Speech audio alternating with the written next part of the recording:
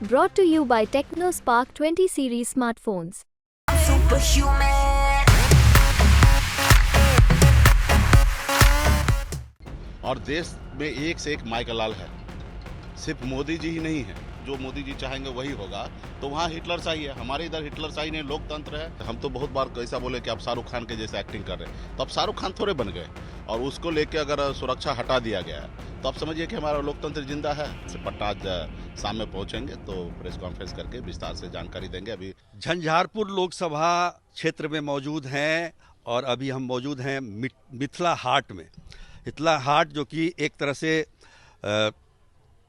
मिथिला का सांस्कृतिक केंद्र बनता जा रहा है। और सबसे बड़ी बात क्या है कि हमारे साथ हैं मुकेश सहनी, जो कि वीआईपी के संरक्षक हैं, अध्यक्ष हैं, राष्ट्रीय अध्यक्ष। लेकिन एक चीज़ परिवर्तन मैं देख रहा हूं मुकेश जी में, कि पहले जब चलते थे तो काफ़ी सुरक्षा कर भी रहते थे, आज आप अकेले दिख रहे हैं। हाँ, अभी थोड़ा फुर्सत से हैं, इसके ऊपर विस्तार से चर्चा करेंगे पटना जाके। ठीक है, कल अचानक कुछ ऐसा हुआ है जो देश के लोकतंत्र को कहीं ना कहीं ख़त्म करने वाला हिसाब किताब है, तो उस पर हम विस्तार से चर्चा आप लोगों से करेंगे। आप मतलब भीड़ में जाते हैं, आपके पास वायु श्रेणी की सुरक्षा थी, 26 गार्ड्स थे आपके पास। अभी आप लगातार चुनाव प्रचार कर रहे हैं, तो भीड़ में जाने से डर नहीं लगता आपको? नहीं, डर हम लोगों को बिल्कुल ही नहीं लगता है। जनता के बीच में रहे हैं, गरीब घर में जन्म लिए हैं, थोड़े सुरक्षा लेके पैदा हुए थे। ये तो एक व्यवस्था बना था और सरकार ने दिया, फिर सरकार ने वापस ले लिया, तो इसका सरकार जवाब देंगे कि क्यों उन्होंने दिया था और क्यों वापस ले लिया है। वो जब दोस्त समझते हैं तब देते हैं, जब दुश्मन समझने लगते हैं तो ले लेते हैं। तो खैर, इस पर विस्तार से चर्चा हम लोग करेंगे। अच्छा, एक और सवाल मतलब इसी से जुड़ा हुआ, क्या कल के बयान का इसका असर तो नहीं है? अब किनको क्या लेना है बयान को लेके, हम उस पर क्या टिप्पणी करें? हमने जो बोला वो सही बोला है, उसमें कोई किंतु परंतु नहीं। कोई जबरदस्ती अपने ऊपर ले ले तो हम क्या कर सकते हैं? हम तो बहुत बार ऐसा बोले कि आप शाहरुख खान के जैसे एक्टिंग कर रहे हैं, तो अब शाहरुख खान थोड़े बन गए। उस समय तो आपने रिएक्शन नहीं किया। हमने कोई पलटू कलर किसी व्यक्ति को उदाहरण देके अगर कुछ बोला है तो उसमें आपको उससे तो कुछ नहीं है। तो ये सारी चीजें हैं कि अपने ऊपर कोई ले लिए है और उसको लेके अगर सुरक्षा हटा दिया गया है तो आप समझिए कि हमारा लोकतंत्र जिंदा है। भाई, हमने आपको कुछ बोला, अच्छा बुरा हमने तो गलत बोला नहीं। अगर आपको लगा कि हमने गलत बोला है तो उस पर बात विवाद होगा, उस पर बात विवाद होगा, लेकिन सुरक्षा से उससे क्या लेना देना है? तो खैर, इस पे हमने कहा ना कि इस पे विस्तार से पटना आज शाम में पहुंचेंगे तो प्रेस कॉन्फ्रेंस करके विस्तार से जानकारी देंगे। अभी हमारे पास नोटिफिकेशन भी नहीं आया है, तो सारे चीज़ हम आपको क्लियर करेंगे। अचानक से हट गया तो मतलब? हाँ, ये सब अचानक हुआ है और ये बदले का भावना हमको दिख रहा है, लेकिन इसको सब क्लियर करने के बाद हम इस पर चर्चा करेंगे विस्तार से। यहाँ हम लोग मिथिला हाट में है, कैसा लग रहा है यहाँ का? बहुत अच्छा है। हमारा झंझारपुर लोकसभा क्षेत्र है, झंझारपुर लोकसभा क्षेत्र है और यहाँ पे हमारे प्रत्याशी सुमन कुमार महासेठ जी चुनाव लड़ रहे हैं। और पूरे बिहार में हम लोग 40 के 40 लोकसभा सीट जीतने के लिए दिन रात परिश्रम कर रहे हैं, मेहनत कर रहे हैं, हर जगह जा रहे हैं, अपने प्रत्याशी के लिए वोट मांग रहे हैं। और कभी कभी ऐसा होता है कि अपने पार्टी के कार्यकर्ता सबसे मिलना रहता है, तो शाम लास्ट कार्यक्रम कभी कभी हम लोग झंझारपुर में रुक जाते हैं और फिर यहाँ से दूसरा कार्यक्रम, अभी यहाँ से पहला कार्यक्रम होगा तेजस्वी जी का, वहाँ से साथ हो जाएंगे और फिर बाकी अलग अलग क्षेत्र में प्रचार करेंगे, फिर शाम में पटना पहुँचेंगे। और बहुत अच्छा माहौल है और हम लोग लोकतंत्र को बचाने के लिए, संविधान को बचाने के लिए, गरीब पिछड़ा को हक अधिकार मिले उसके लिए हम लोग जनता के बीच में जा रहे हैं। और जनता के बीच में जा रहे हैं तो जनता को बता रहे हैं कि मोदी जी का हम तीसरा आंख बनकर, जो मोदी जी से नहीं दिखाई दे रहा वो हम दिखाने का कोशिश करते हैं। जो उन्होंने वादा किया था, जो उन्होंने 2014 में बोला था, वही बात को हम रिपीट कर रहे हैं जनता के बीच में। जनता को बता रहे हैं कि जो चीज़ आप 2014 में सुने थे, शायद हो सकता आप भूल गए होंगे, लेकिन ये याद कीजिए और इसमें आप सोचिए कि इसमें प्रधानमंत्री जी ने जो आपसे वादा किया उसमें कितना खरा उतरे, अच्छा किए काम, खरा उतरे, तो निश्चित तौर पर उनके लिए आप सोचिए। अगर उन्होंने 10 साल में आपकी ज़िंदगी में परिवर्तन नहीं लाया तो निश्चित तौर पे बदलना चाहिए, क्योंकि जनता देश का मालिक है, कोई व्यक्ति मालिक नहीं है, जनता मालिक है। तो यही सब चीज़ हम लोग चर्चा करते हैं। माहौल देख रहे हैं बदलाव का?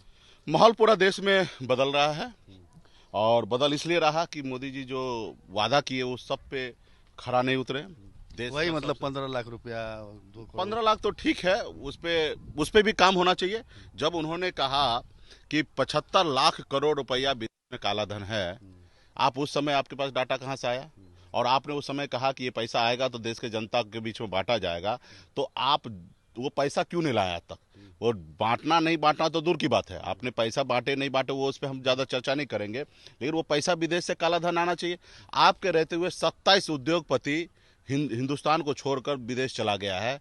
विजय माल्या से लेके नीरव मोदी से लेके मेहुल चोकसी तक, ये सब बड़े बड़े उद्योगपति, और हजारों हजार करोड़ रुपया बैंक का लेके फरार हो गया। आप उस पर भी कार्रवाई नहीं किए हैं, तो आप कैसी सरकार चला रहे हैं? आपने कहा युवा को रोजगार देंगे, युवा को बेरोजगार है, परेशान है, और उसके बाद आपकी सरकार बनने के बाद आपने 10 लाख भी नौकरी, 10 करोड़ नौकरी, 20 करोड़ नौकरी जहां होना था आपने वादा किया, उसमें 10 लाख नौकरी भी नहीं दिया। उसके बाद आपने सारा चीज को प्राइवेट करते जा रहे हैं, जहां पे 70,000 80,000 रुपया लोगों को काम करने का सैलरी मिलना चाहिए, सरकारी नौकरी मिलता, उसको आज प्राइवेट कंपनी वाला उसको 20,000 में काम करा रहा है, 12-12 घंटे का ड्यूटी ले रहा है। तो हमारा देश का मतलब गरीब किसान का बेटा क्या करेगा? बड़े लोग लेकिन मुकेश जी, वो उन्होंने क्या किया, लेकिन आप लोग क्या करेंगे इसके बारे में भी जनता को पता होना चाहिए कि आप अगर सत्ता में आते हैं। हम लोग वही करेंगे जो मोदी जी 2014 में बोले थे। मैक्सिमम लोगों को नौकरी देंगे।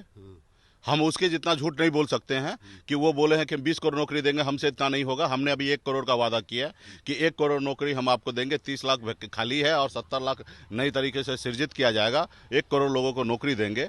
तो उन्होंने जो कहा था कि हम गैस महंगा हो गया, हम लोगों ने वही 500 रुपये में गैस देने का वादा कर रहे हैं। तो हम जो वो किए हैं, वादा किए थे उस समय में, वो काम हम लोग करेंगे, क्योंकि उनसे नहीं हुआ। प्रधानमंत्री का चेहरा किसके रूप में देखते हैं?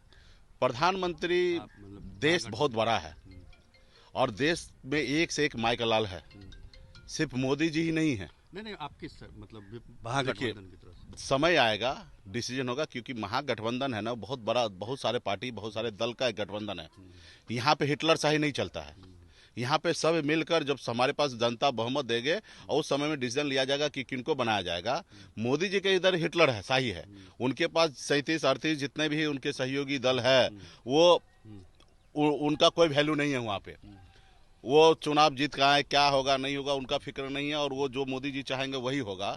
तो वहाँ हिटलर शाही है, हमारे इधर हिटलर शाही नहीं, लोकतंत्र है, व्यवस्था है। सांसद आएंगे, सांसद वोटिंग के आधार पे चुना जाएगा और सब पार्टी मिलकर बैठेंगे किसको बनाना है। आप 2004 में आपको अंदाजा था कि मनमोहन सिंह देश का प्रधानमंत्री बनेंगे, और आप सच्चे दिल पे हाथ देकर बताइए कि मनमोहन सिंह का कार्यकाल मोदी जी से तो अच्छा रहा, और जबकि उनको कोई नहीं जान रहा था कि देश का प्रधानमंत्री बनेंगे। तो हमारे देश में बहुत सारे एक से एक वीर बेटा है, भारत माता का संतान है, और कब क्या होगा, कौन प्रधानमंत्री बनेगा, सिर्फ वो एक आदमी नहीं रहने से ये देश हमारा खत्म नहीं होगा, हमारा देश चलते रहने वाला है। ठीक है। और तेजस्वी जी के साथ कैसा केमिस्ट्री चल रहा है आजकल? प्रचार खूब कर रहे हैं साथ में? बहुत ही अच्छा है, और हम लोग युवा हैं और बिहार के बारे में सोचना है। गरीब घर में हम जन्म लिए, लालू प्रसाद जी का सुपुत्र है, लालू जी संघर्ष किए हैं, तेजस्वी जी को पूरा पता है कि उनके लिए संघर्ष किए हैं। तो हम लोग उनके विचारधारा पे, लालू जी के विचारधारा पे चलने वाले लोग हैं, और हम लोग गलत होते हुए देखना नहीं चाहते हैं और उसके लिए आवाज़ उठाते हैं। देखिए, मेरे पास भी ऑप्शन था मोदी जी के साथ जाना, हमको भी क्यों नहीं गए आप? हम क्यों जाएंगे जहां पे अच्छा नहीं होगा, गरीब किसान को आपको सुरक्षा दिए हुए थे वो ठीक है, वो दिए थे, भारत सरकार के तरफ से दिए थे और लोहाने के लिए दिए थे, जो भी है दिए थे। लेकिन हम लोग भारत माता का रक्षा करने वाले लोग हैं, गरीब किसान के साथ अहित होगा तो क्यों उनके साथ जाएंगे? हम देख रहे हैं कि भाई वो गलत हो रहा। हम मानव जाति में जन्म लिए, हमारे पास सोचने समझने का बुद्धि विवेक है, तो हम जब देख रहे हैं कि जो मोदी जी झूठ बोल रहे हैं, काम नहीं हो रहा, गरीब पिछड़ा मर रहा है, आज गाँव में इलाज के अभाव में बच्चा मर जा रहा है, बच्चे का पढ़ाई नहीं हो रहा है सही से, तो हम उनके साथ क्यों जाएंगे जहां बेहतर हो ही नहीं सकता है। आज बताइए, हम 10 साल से उसके पीछे लगे हैं कि हमें निषाद को आरक्षण लागू कीजिए, दिल्ली में आरक्षण है, बंगाल में आरक्षण है, आप नहीं कर पा रहे हैं। जब आपको जरूरत पड़ता है तब आप उस समय में हाँ बोलते हैं कि करेंगे। अभी दिसंबर महीना में आप मिले थे, आपको जरूरत था तो आपने कहा मुकेश जी हम आरक्षण पे निर्णय लेंगे और शीतकालीन सत्र में पटल पे लाएंगे और हम काम करेंगे, आप हमारे साथ आइए। और जैसे आप नीतीश जी को ले लिए, आपको लगा कि हम मजबूत हो गए और मल्ला के बेटा को भूल गए। तो ऐसा नहीं होता ना भाई, हमारी अगर मांग जायज है तो आप काम कीजिए, अगर मांग जायज नहीं तो सीधा बोल दीजिए कि भाई आपका गलत मांग है। अभी जैसे अब कल अमित शाह जी आए थे 3 दिन पहले, वो मंडल कमिश्नर का जिक्र कर रहा, अभी भी कांग्रेस को टारगेट कर रहा है। अब बताइए 1990 में बीपी मंडल कमीशन लागू किया, उसमें से 27% आरक्षण लागू किया। 40 को सिफारिश था, उसमें से एक ही हुआ। दूसरा सिफारिश जो है वो 2007 में हुआ, एजुकेशन पे 27% आरक्षण देने की बात हुआ। तो आप 38 ऐसे है जिसपे काम नहीं हुआ, इसलिए सत्ता में आज कांग्रेस नहीं है। अगर वो काम पूरा कर दिया रहता तो आज सत्ता में कांग्रेस रहता, लेकिन वो नहीं किया। आप अभी भी उनको टारगेट कर रहे हैं। आप भी 17 साल से सत्ता में है, 6-7 साल आप अटल जी के समय में आप सरकार में रहे, 10 साल से आप हैं, और 17-18 साल यानी कि आधा 90 से लेकर अभी यानी 35 साल में 17-18 साल आप ऑलरेडी सत्ता में, आधा समय आपके पास है। आप बताइए उसमें से एक भी सिफारिश पर आपने काम किया? उसमें 37वां नंबर पे मछुआरा को भी और मल्ला का भी लिखा हुआ कि उसको आरक्षण मिले, SC ST का। तो भाई आप जब नहीं कर रहे हैं, आप दूसरे को टारगेट कर रहे हैं, क्या बता रहे हैं? लोगों को बेवकूफ बना रहे हैं। तो 27% आरक्षण होने के बाद मंडल बनाम कमंडल किसने चालू किया?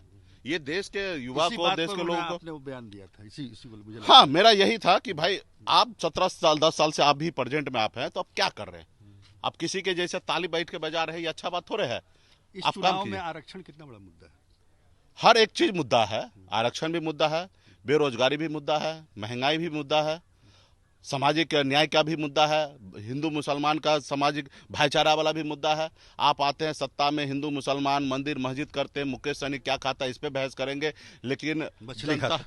हाँ, जनता का समस्या का बात नहीं करेंगे। आम काट के खाइएगा, तालाब में भी आम काट के खाइएगा कि चूस के खाइएगा, वो आप बताते हैं, लेकिन आप देश के जनता को नहीं बताइएगा कि युवा को कैसे रोजगार मिलेगा, कैसे आप प्राइवेट करते जा रहे हैं सारे कंपनी को। तो ये सब चीज पर आप बात कीजिए। ये पोखर कैसा लगा आपको? पोखर अच्छा है, तैरना है आपको? मछली भी बहुत है। नहीं होगा, मछली होगा। हमारे लोग मछली पालन कर रहे हैं, इसमें अच्छा सौंदर्यकरण है, और इसी तरीके से पूरा बिहार विकसित हो, इसका हम लोग कल्पना कर रहे हैं। हम लोग बिहारी हैं और बिहार के लिए अच्छा देखना चाहते हैं। बिहार को अच्छा लेके आगे लेके जाना चाहते हैं। हमारा देश आगे बढ़े भाई, दुनिया में हमारा देश नाम करे। हम लोग ऐसा चाहते हैं। सिर्फ राजनीति से हट के भी हम लोगों को सोचना चाहिए। सिर्फ सत्ता ही चाहिए इन लोगों को, भाजपा को नगर निगम का चुनाव हो, MLC का चुनाव हो, म्यूनसिपालिटी का चुनाव हो, सब जगह प्रधानमंत्री घुसट जा रहा है भाई। तो फिर देश में काम आप कब कीजिएगा? आप एक आदमी अगर सब जगह सब चीज करने लगेगा तो आप काम कब कीजिएगा? तो हम लोग का लड़ाई है भाई। आप देश का प्रधानमंत्री, गरिमा है आपका देश का, आप हमारे भी प्रधानमंत्री, मेरे माई बाप है। आप एक अच्छा निर्णय से हम लोगों का भविष्य बेहतर हो जाएगा। आप आरक्षण लागू कीजिए, लाखों निषाद का बेहतर भविष्य होगा। आप हमारे भगवान जैसे हैं, हम मानते हैं। भला हम आपको गाली क्यों देंगे? प्रधानमंत्री को जिस तरह से आपने बोला उस पर हम बिल्कुल ही उनको नहीं बोले हैं। हम किसी का उदाहरण दे के बोले कि उनके जैसा आप गाड़ी चला रहे हैं, उनके जैसा ताली बजा रहे हैं, उनके जैसा आप एक्टिंग कर रहे हैं, उनके जैसा कपड़ा बदल रहे हैं, तो उनके जैसे मतलब आपको नहीं बोले हैं। ठीक है, तो ये सारे चीजें वो जबरदस्ती अपने ऊपर ले ले। अब भाजपा वाले लोगों को अपने मन से गाली लेने का खुद ही अगर शौक है तो हम क्या कर सकते हैं? प्रधानमंत्री हमारे पूजनीय है, हम भी हमारे देश का प्रधानमंत्री है, हमारा देश का प्रधानमंत्री का गरिमा है, उनको हमेशा हम प्रणाम करेंगे। हम कभी भी ऐसे शब्द से उसको ये नहीं कहेंगे। बहुत बहुत धन्यवाद आपका। धन्यवाद।